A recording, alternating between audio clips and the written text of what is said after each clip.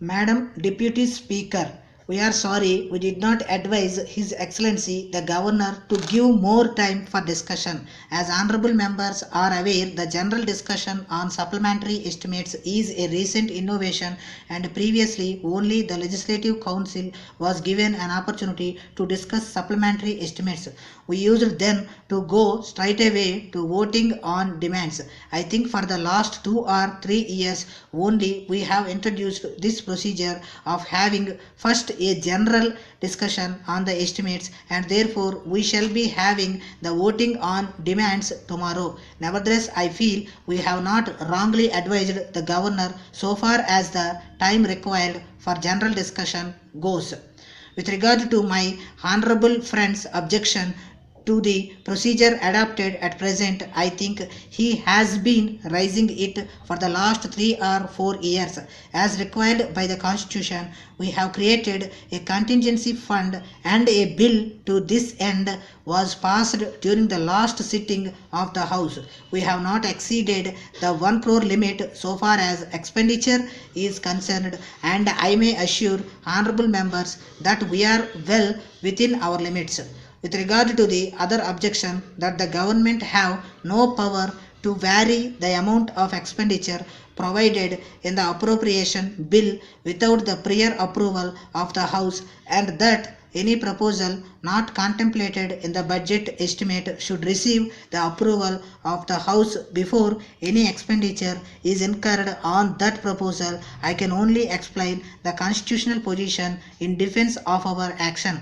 With regard to the first objection, namely the government should not vary the figures, we should certainly come up to the House for sanction if we want to incur any extra expenditure on schemes not originally contemplated. But we can certainly implement proposals for retrenchment without coming to the Assembly for prior sanction. Suppose we want to effect a cut in the provision for travelling allowance or contingent expenditure. Suppose we want to curtail some expenditure on schemes like maintenance of roads, etc. Then the constitution position is we need not come up to the House. Only when we want to embark on new schemes which involve extra expenditure not provided for already, we should have the approval of the people's representatives. Therefore, some time ago we took up these schemes for examination, and these could not be included in the budget estimates presented last, and after careful scrutiny they were included for the consideration of the House during this season.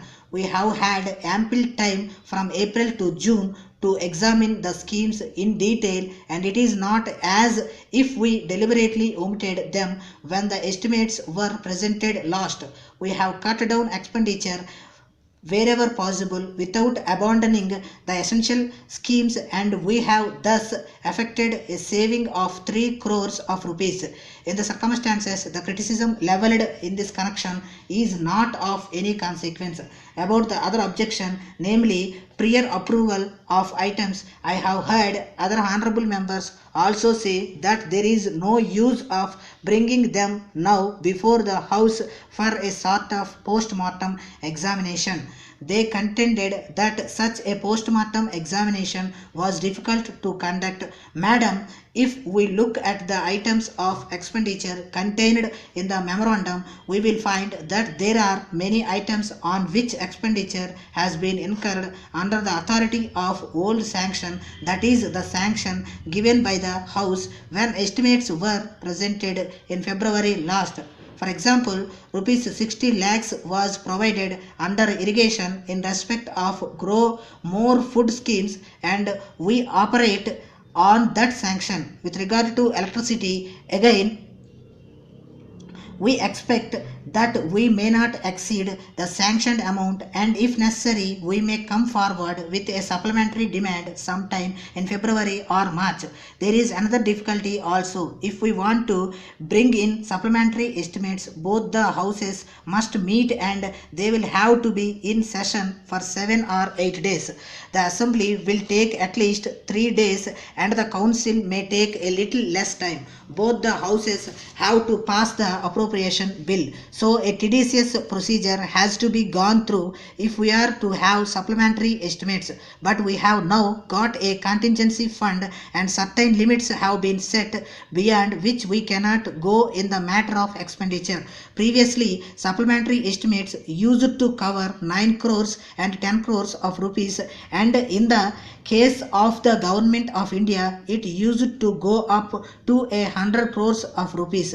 The framers of our constitution wanted to limit our powers of expenditure and fixed 1 crore of rupees as the sum for which a contingency fund should be created. Therefore, it is not a question of our exceeding our limits, nor is it possible for small items of expenditure to come up before the House for sanction.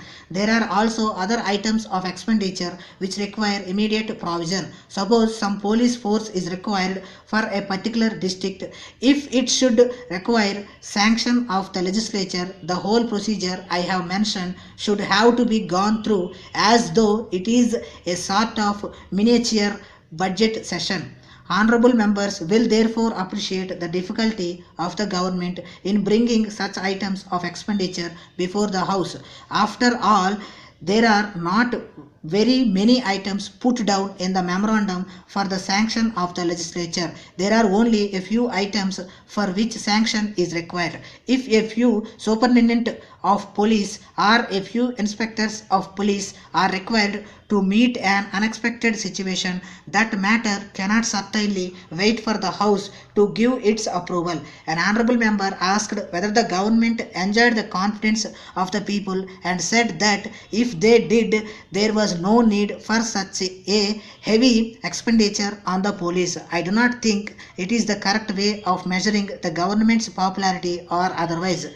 There are certain factors in the country, and whichever government is in office, they have to tackle certain problems, and necessarily large amounts of money have to be spent. It may be due to high cost of living or to antisocial elements.